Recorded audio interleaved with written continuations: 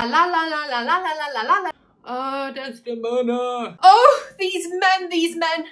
Dost thou in conscience think that there be women who abuse their husband in such gross kind? Yes, Desdemona. There are women who cheat on men, and your problem with that is...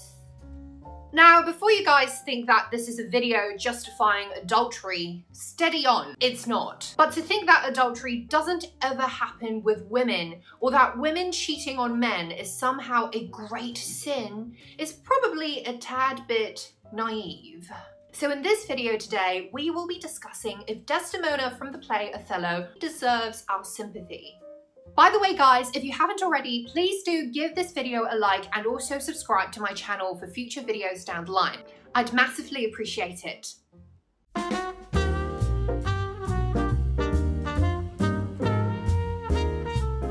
Now, there are lots of reasons to feel bad for Desdemona. I mean, heck, she gets murdered by her husband for something she's not done, so that's probably as bad as it gets.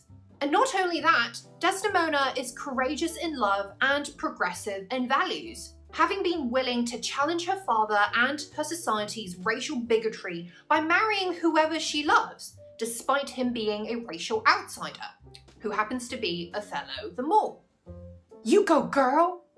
She's also a selfless vessel of virtue, and her eventual martyrdom to her husband's misguided and reckless judgment has inspired pathos with every theatrical production through the ages. But there's the problem. Who even is that perfect? It's like Desdemona is so perfect, she doesn't even seem relatable. And if she's not relatable as a character, then it's hard for her to be likable for the audiences.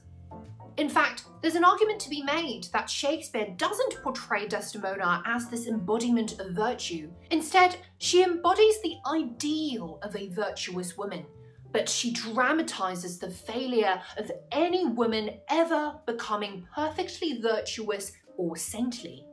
Now, the cause of her tragedy has very little to do with whether she's cheated on Othello, but rather with the expectation of saintliness that both Desdemona and the surrounding men impose on her.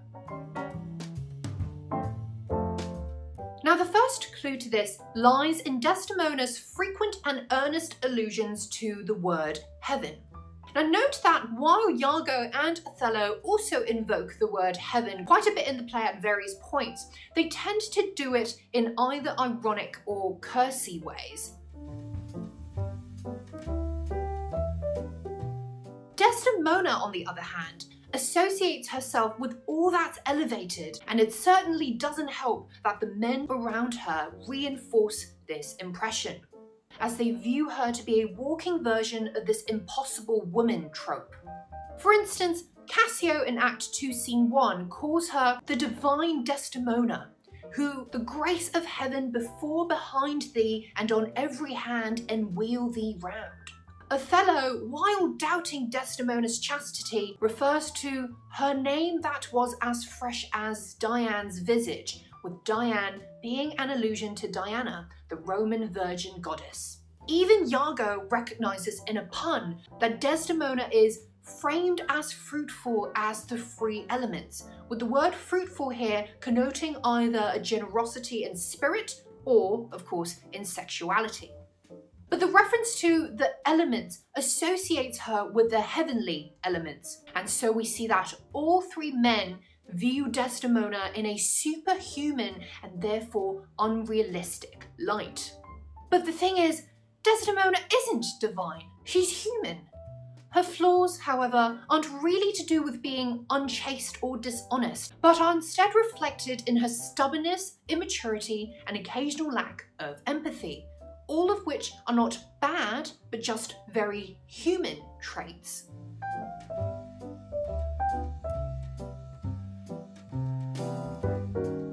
Now, this is most evident in Desdemona's insistence on Othello's forgiveness of Cassio, which is a classic case of doing the wrong thing at the wrong time, despite genuinely good intentions. There's nothing wrong with making one's voice heard, but there's a time and place for it, and this has nothing to do with being a man or a woman. So, having asked Othello to consider retracting his demotion of Cassio, Desdemona insists that he gives her a prompt response, which lives up to Cassio's earlier characterization of her as, quote, her captain's captain, as she says here, "Ay, sooth, so humbled that he hath left part of his grief with me to suffer with him. Good love, call him back." "Not now, sweet Desdemona, some other time." "But shall it be shortly?" "The sooner, sweet, for you." "Shall it be tonight at supper?" "No, not tonight." "Tomorrow dinner, then?" "I shall not dine at home. I meet the captains at the citadel."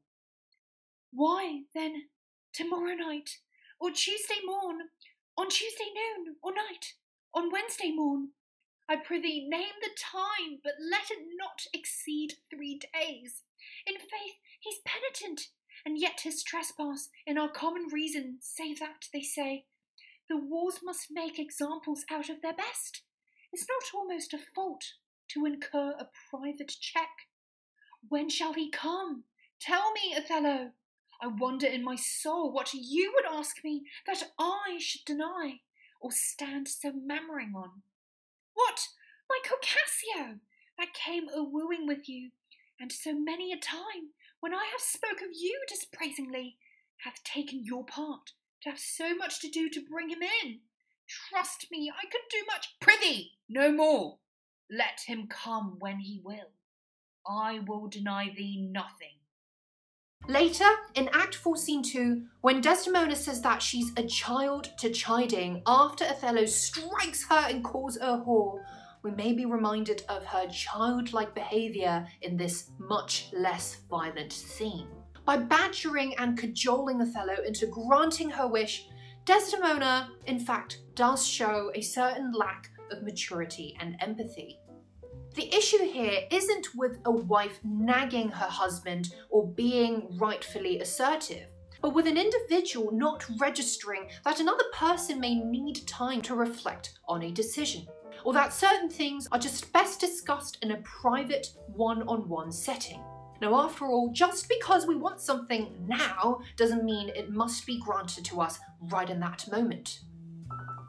Notice as well that little hint of guilt-tripping in Desdemona's remark. I wonder in my soul what you would ask me that I should deny or stand so mammering on. Here, she's basically implying that Othello shouldn't deny her request, because she would grant whatever he wants in a heartbeat. There are, of course, possible sexual connotations to this statement, but in any case, this guilt-tripping tactic reflects a certain level of manipulation and power play instigated by Desdemona in this marriage, which shows that Desdemona isn't really this paragon of purity or divinity which many readers perceive her to be. I must stress again here that this isn't a bad thing, or that I think Shakespeare is discounting Desdemona's character in any way. It simply reveals Desdemona's humanity, which we should acknowledge for a more rewarding and less reductive approach to interpreting her role in this play. Because here's the thing, she's not just a victim, and this makes her interesting. The only character who doesn't buy into the image of Desdemona as this representation of purity or perfection is Emilia, who in many ways is a foil to her mistress. Unlike Desdemona, Emilia is earthly, common, and even a tad bit crude, and this just makes her more relatable. In public, Emilia is conditioned to behave like an obedient wife, which she does at the start of the play, when Iago openly disparages women as being no better than prostitutes, to which she only gives a curt, quote, "You shall not write my praise." But Emilia eventually rejects this when she discovers and exposes her husband's diabolical plot. In private, however, Emilia has the forward-mindedness to question the unrealistic social expectations of womanhood or wifedom, which proves a refreshing counterpoint to Desdemona's heavenly mores. This is perhaps best borne out in the two women's conversation in Act 4, Scene 3, when they discuss the role and parity of wife and husband. I have heard it said so. Oh, these men, these men! Dost thou in conscience think, tell me, Amelia, that there be women do abuse their husbands in such gross kind? There be some such, no question. Wouldst thou do such a deed for all the world? Why, would not you? No, by this heavenly light. Nor I, neither, by this heavenly light. I might do it as well in the dark. Wouldst thou do such a deed for all the world? The world's a huge thing. It is a great price for a small vice. In troth, I think thou wouldst not. In troth, I think I should, and undo it when I had done. Marry, I would not do such a thing for a joint ring, nor for measures of lawn, nor for gowns, petticoats, nor caps, nor any petty exhibition. But for the whole world, why, who would not make her husband a cuckold to make him a monarch? I should venture purgatory for it. Beshrew me, if I would do such a wrong for the whole world. Why, the wrong is but a wrong in the world, and having the world for your labour, 'tis a wrong in your own world, and you might quickly make it right. I do not think there is any such woman. For contemporary audiences, especially those in societies where gender equality is encouraged, Desdemona's incredulity is likely to come across as either naive or a bit phony. By not believing that there are women who'd cheat on their husbands, she's in essence denying that women are, like men, humans with weaknesses. This is not about moral superiority, by the way. Just because people commit adultery doesn't de facto make them bad people. It does, however, suggest that virtue is relative and that no one can be virtuous all the time.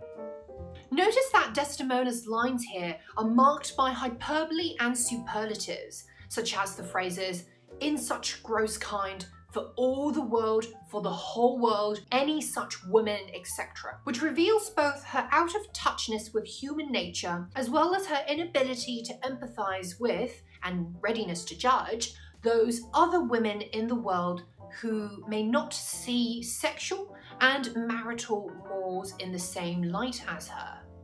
In contrast, Emilia keeps it real with her sexual puns and witty humour, which subtly rebukes her mistress's moral posturing. When Desdemona exclaims in shock horror, by this heavenly light, that she would never cheat on her husband, even in exchange for all the world, Emilia gently mocks the heaven references with the light-dark antithesis, implying that if she were to cheat, she'd might as well do it in the dark, which is a reference to having sex in the dark and also doing questionable things in secret.